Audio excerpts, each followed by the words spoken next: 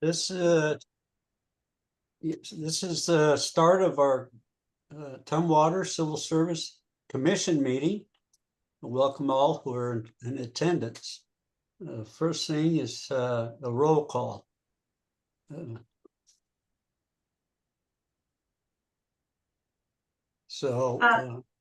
Yeah, go through this. Michelle Sutherland, Secretary Examiner. Jay Mason, Police Chief. Brian Hurley, Fire Chief. Sean Kermans, Deputy Fire Chief. Wendy Matty, Blake Char- Commissioner. Sorry, Blake. That's all right. Pat Schneider, Commissioner. Blake Chard, Chair of the Commission. Okay, are there any proposed changes to the agenda? We have no changes this All evening. righty, thank you. If everybody had a chance to read the minutes, and if you have any changes, let me know.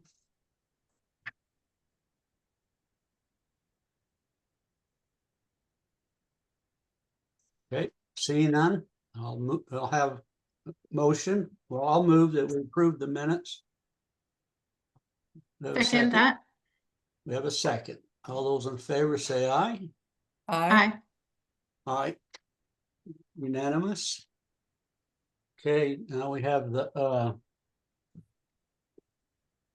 approval or the status of the eligibility list update.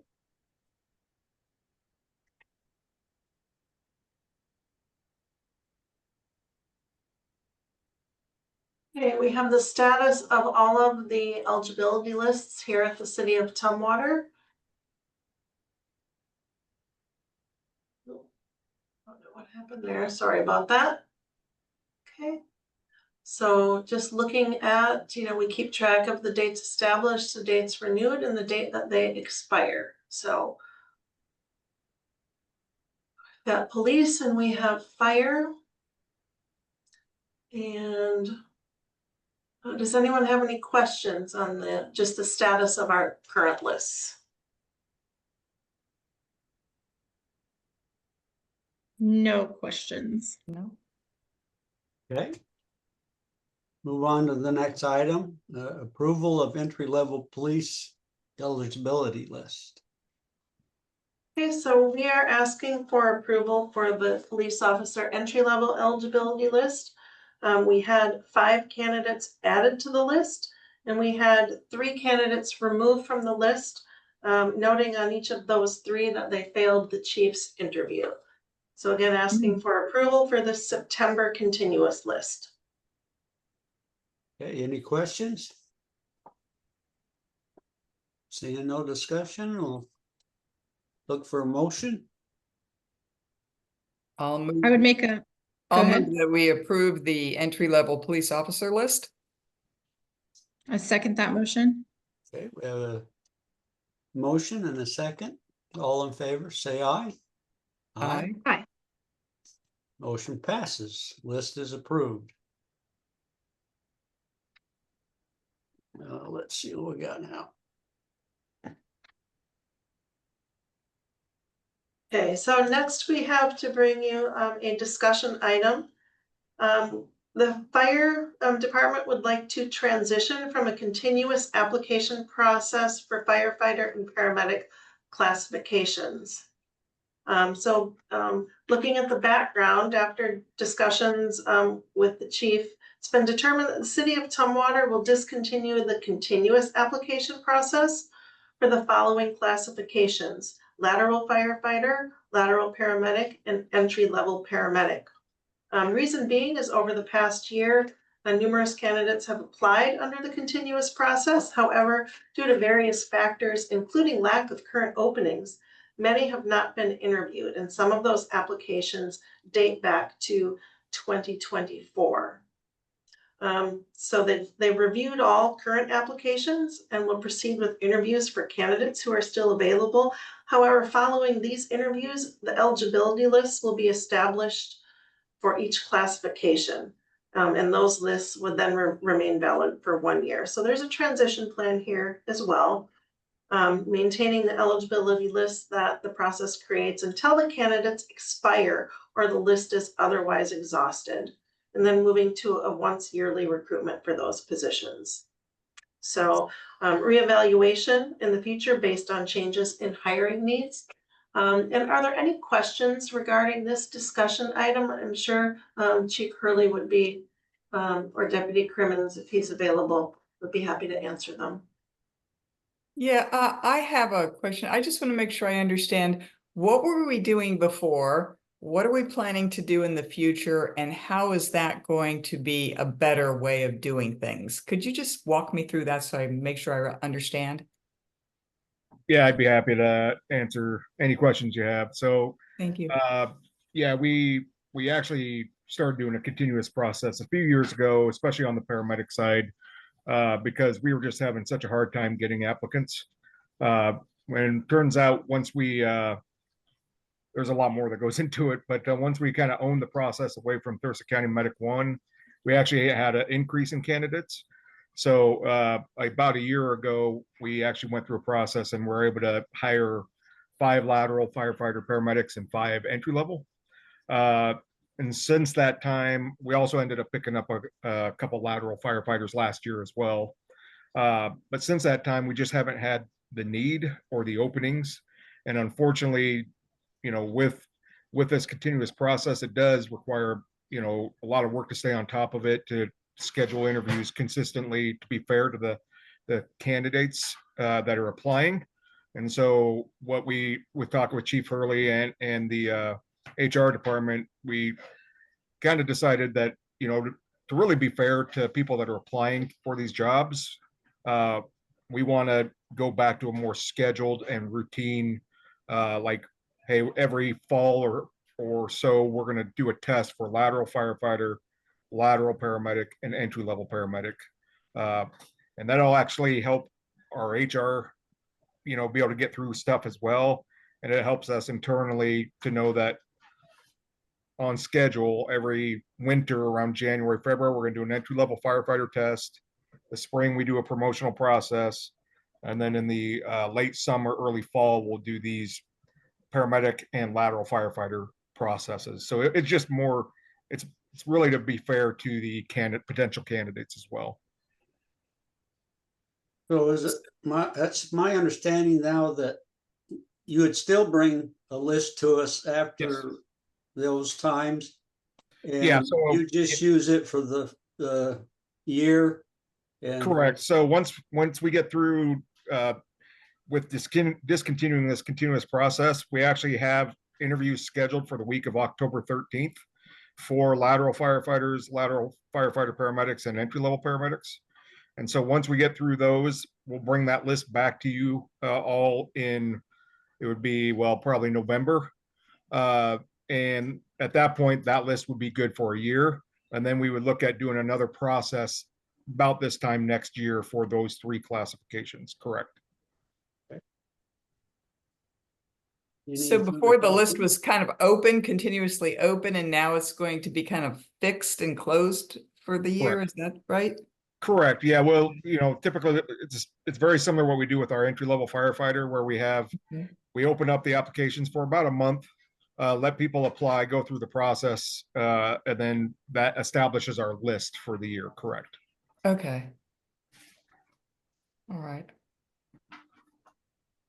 So this discussion item was an update as to what the process will be. We wanted to inform the commission that change is being made. Okay. Do you need a vote on this? We do not. Okay. Thank you. Okay, let's go to the next item. The next item is seeking approval for the deputy police chief eligibility list. We interviewed 5 candidates. 2 did not pass. So we have 3 candidates on the list, 1 being an internal candidate. So asking for approval of this deputy police chief eligibility list.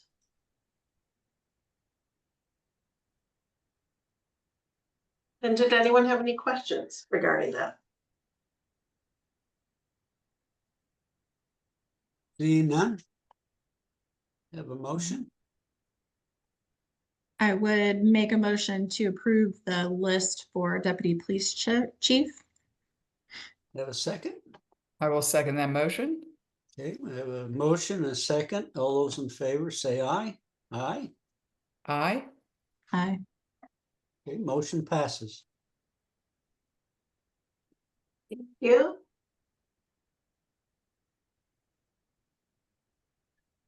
So police services specialist. Yes, seeking approval for the Police Services Specialist 1 eligibility list. We have 6 candidates currently that did pass that process and are entered onto the what we call a PSS1 list. So seeking approval for these candidates to fill a position currently open in the police department. Any questions? Just a quick one. So like with the former list too, it looked like everyone who was just recently added is on the list now. So I guess the list either was all the candidates had been promoted or were exhausted off the list. So this is like a fresh new list. Is that correct? That is correct, yes. Okay. No questions. I'll move that we approve the Police Services Specialist 1 list. Do you have a motion? Second that motion. We have a motion and a second. All those in favor say aye. Aye. Aye. Motion passes. Okay, we'll go to updates. Sure, I'll start. Just very briefly. So I think I mentioned this at our last meeting as well. Starting in probably the second week of October, we'll kind of have a soft start of staffing the new medic unit at Station T2. So we're very excited about that. The hard start date for the contract is the first of the year, but unfortunately, we were able to get all the staff on board, training completed, some of the facility needs addressed on a temporary basis anyway. So, and Deputy Chief Crimmins did much work. For those of you who don't know, we needed to redesign the response zones. So when the dispatchers, they need to know which medic unit to send. And depending on what your address is, you get a different medic unit. So we had to work through all that process as well. So very excited to have that medic unit starting to be staffed. And I'll just add one more thing. Not a program where the employees are hired by the fire department, but the 1st of October, we're also starting a crisis response program in partnership with Olympic Health and Recovery Services. The agreement will be going to City Council next week. And basically, we're going to have 24-hour coverage with a dedicated team to respond to incidents and calls for service where it's really a behavioral health situation, not a medical or law enforcement situation. So we're very excited about that program. There are 8 employees, but they're all employed by Olympic Health and Recovery Services and just sponsored and supported by the fire department. So we're excited about that. And that's my update. I think, just a comment, I think those programs are excellent ways to support the traumatic incident that a firefighter or a police officer goes through. You know, they try to be hard and say they're okay, but we all know they're not all okay. Yeah. It's a great program for them to get through it.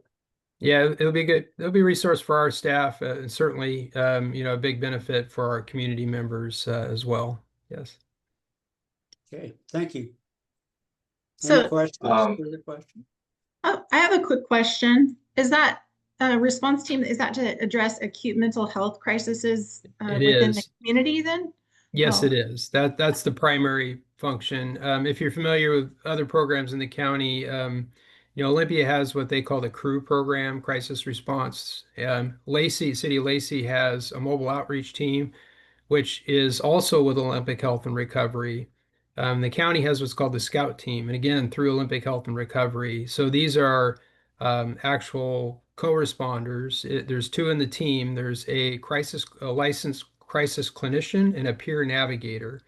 So they're able to actually respond to the scene and engage with the public, with any of our residents on with behavioral health and crisis related needs. So do you support them with staffing through the fire department, or are you just working together? Like, Yeah, good question.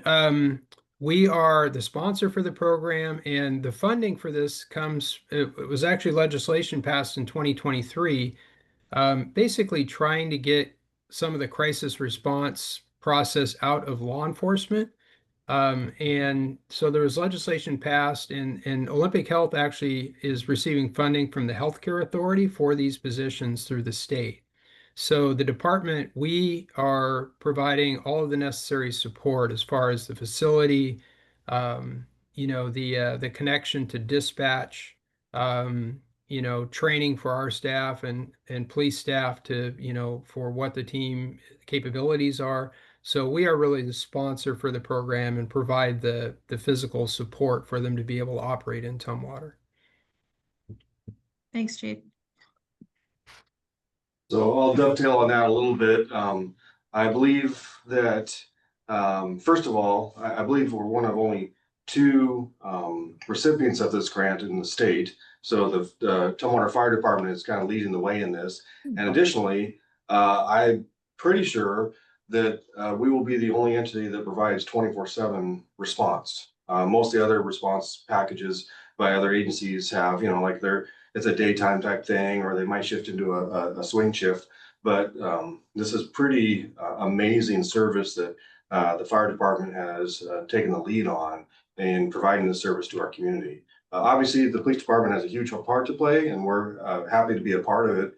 But we do appreciate the fire department being willing to take the lead on this, because as a community, we see this primarily as a mental health response.